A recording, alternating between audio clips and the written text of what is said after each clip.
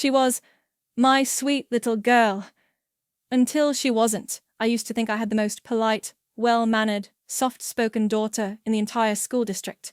And maybe I did. Once. But that girl?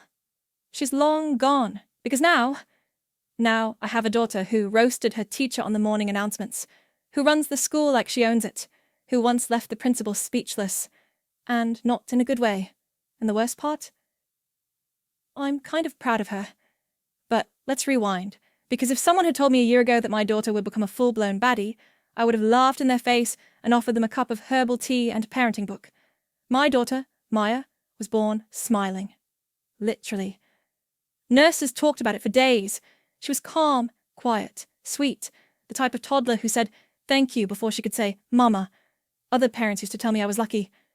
Some kids are just born gentle, they'd say. And for a long time, I believed them. Maya never talked back, never broke the rules, never even asked for dessert twice. She was the gold star student, the teacher's favourite, the polite girl at birthday parties who said "excuse me" to dogs. I raised her on bedtime stories, quiet afternoons, and lavender-scented bubble baths. No loud music, no makeup, no TikTok. She used to sit on the kitchen floor with her sketchbook, drawing animals with oversized eyes and sparkly wings. When I'd compliment her, she'd blush and whisper, "They're not that good." God, I miss that kid.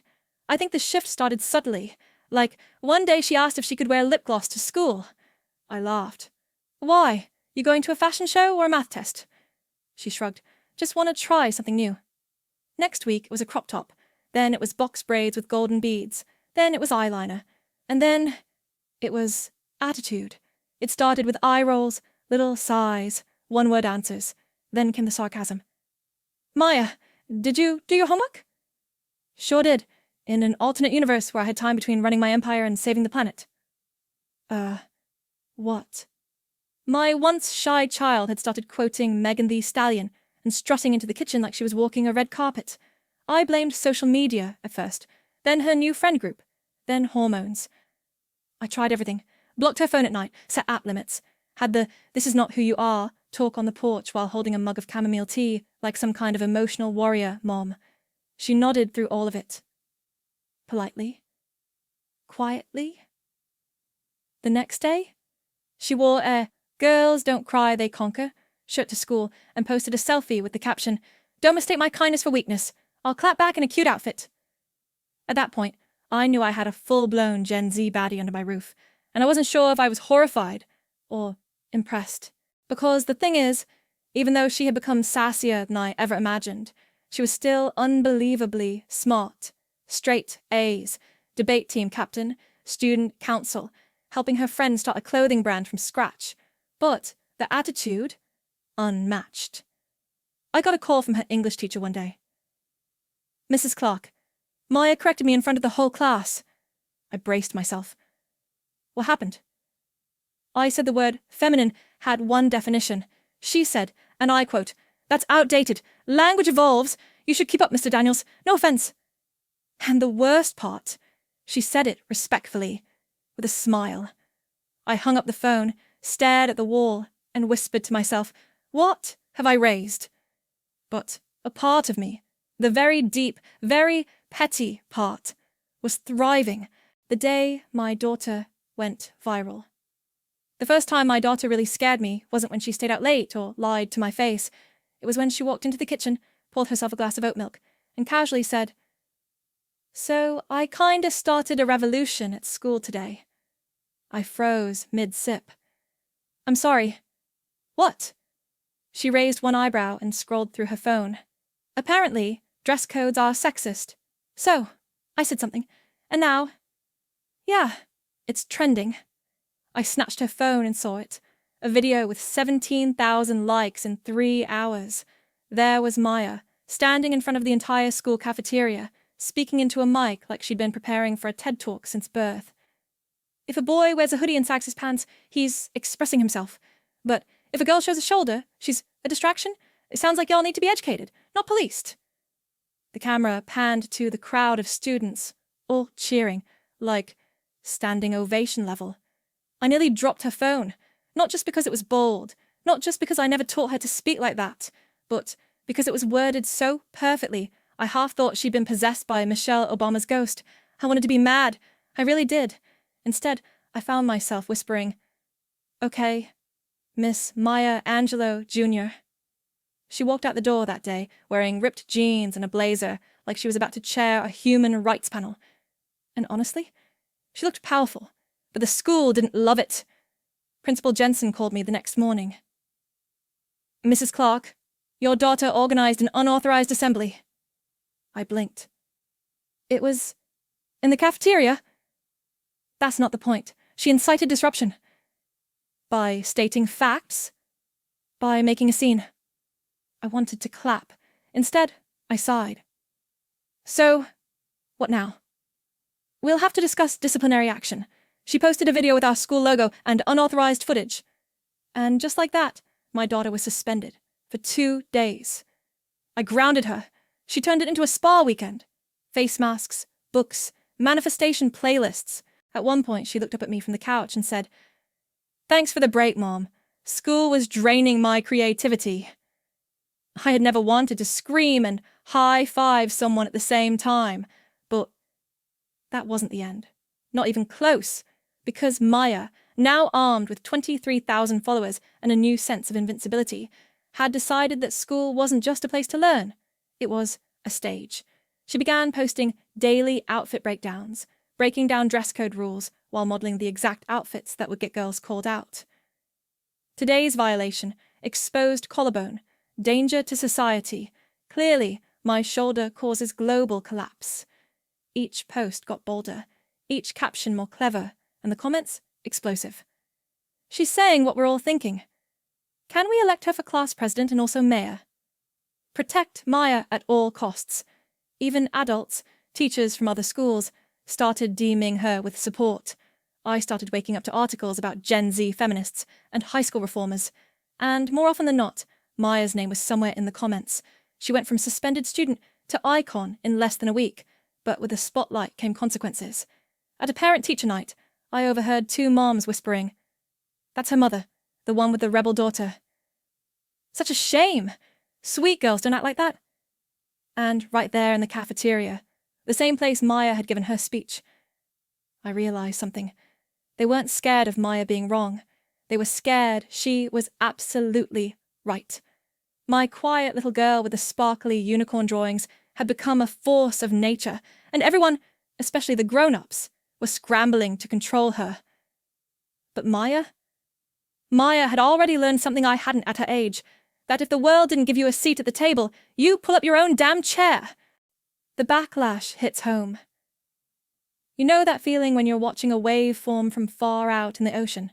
It's beautiful, powerful, unstoppable, but then it reaches shore, and suddenly you're drowning. That was me, 2 weeks after Maya went viral.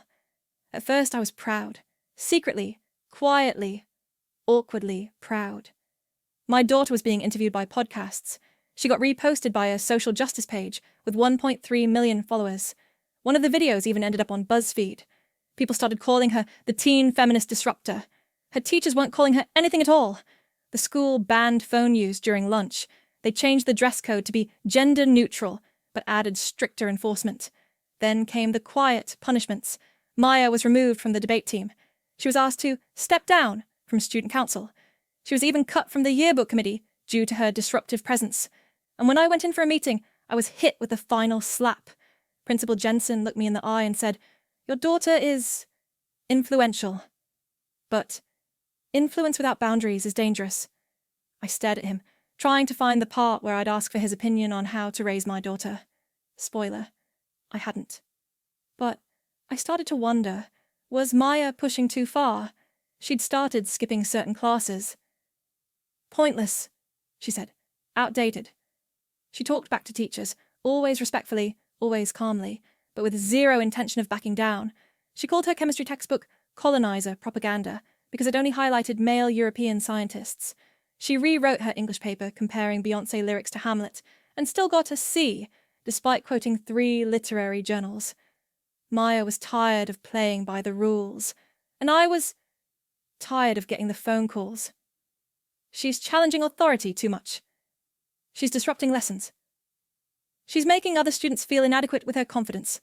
It was like watching a phoenix rise, but from my own living room, and I didn't know whether to cheer or try to cage the flames.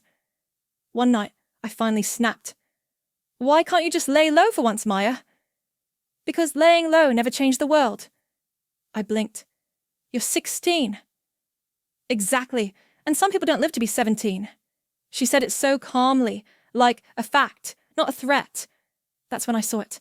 The weight she carried. This wasn't just attitude anymore. This was anger, passion, purpose. I sat on her bed after she left the room, scrolling through her videos, reading the comments. Some were glowing, some were disgusting. Men twice her age mocking her. Girls from other schools accusing her of trying too hard. Adults calling her too big for her boots. I felt sick. Had I let her walk into a world that was going to chew her up? And yet, when I saw her face on screen, standing tall, fearless, saying things I could never have said at her age, I also saw strength. Real, raw, unshakable strength. Maya wasn't confused. I was. I had raised a girl to be kind, gentle, thoughtful, but I never taught her how to say no, never taught her how to defend herself, never prepared her for a world that would constantly try to shrink her. She learned that part on her own, and now that she had, she wasn't about to give it up. The next week, Maya walked into school with a t-shirt that said, "Well-behaved women rarely make history." Principal Jensen sent her home before first period. I picked her up from the front office. She climbed in the car without a word. I stared at her. She stared out the window. Finally, I said, "You're exhausting me." She smiled. "Good. That means I'm doing something right."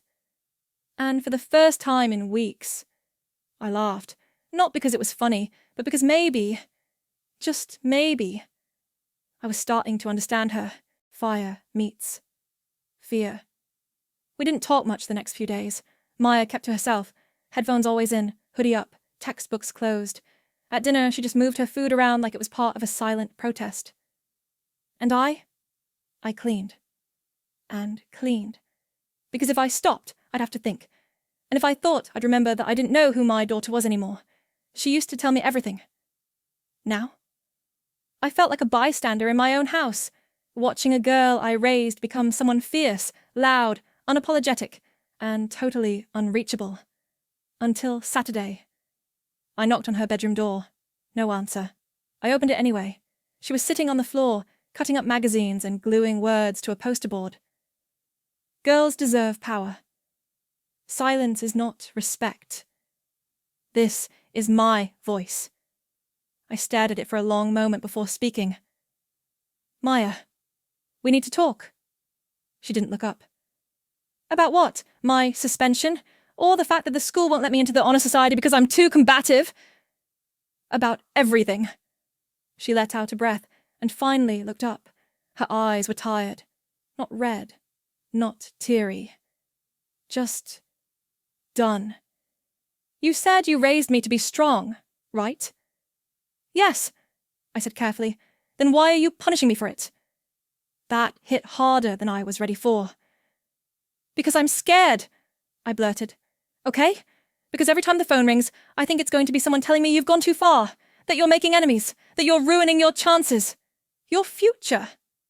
She stood up slowly, voice quiet but sharp. "Maybe I don't want your version of a future." That silence between us could have swallowed the whole room.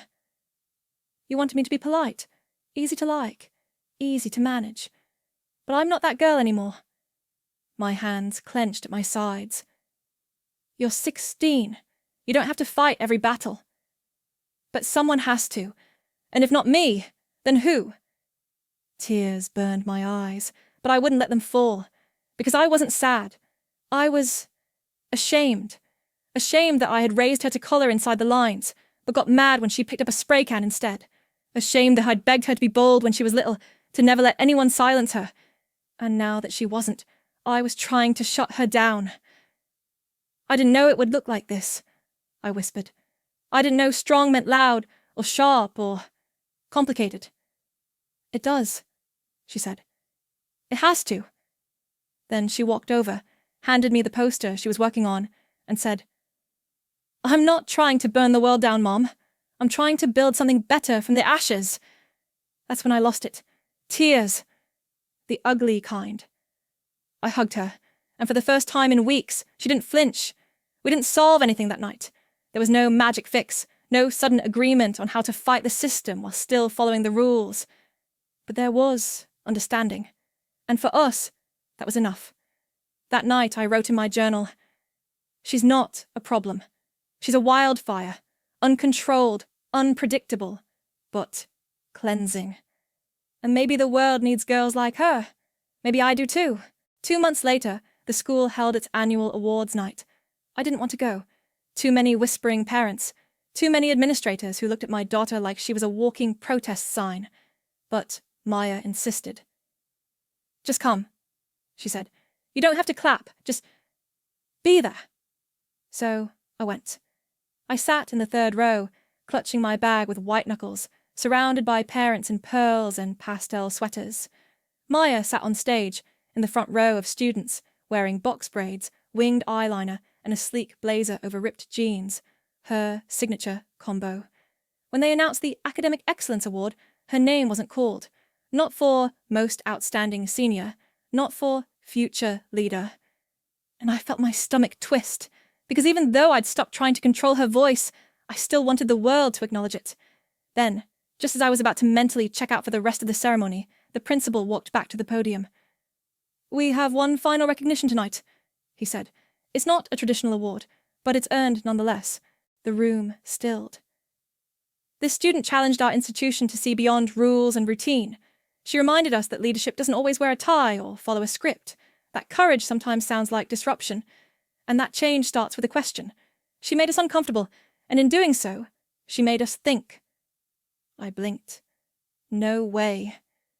"This year's Impact Award goes to Maya Clark."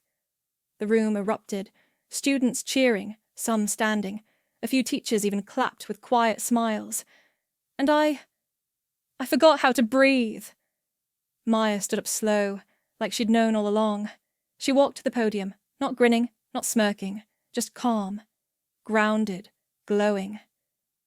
"Thank you," she said. "This means more than you know." She looked directly at Principal Jensen. "And don't worry, I'll still keep calling things out, but maybe next time I'll be in the room where the rules are made." The place went silent. Then the applause came, loud, proud, real. After the ceremony, Maya found me in the crowd. She held the plaque like it was just another Tuesday. I hugged her tight, no words, just one long exhale of a hug. "You're unbelievable," I whispered. She pulled back and grinned. "No, Mom, I'm a baddie." I laughed through tears, because it was true, but not in the TikTok, savage, lip-sync kind of way. Maya was a real baddie, the kind who isn't afraid to speak up when it's uncomfortable, who doesn't apologize for being loud or sharp or too much, who knows that changing the world starts with making people look up, even if they roll their eyes first. I used to think I had raised a sweet, soft-spoken girl. I was wrong. I raised a girl with claws and wings and a spine made of steel, and maybe that scared me at first. But now I look at her and think, turns out my daughter is a baddie, and thank God for that.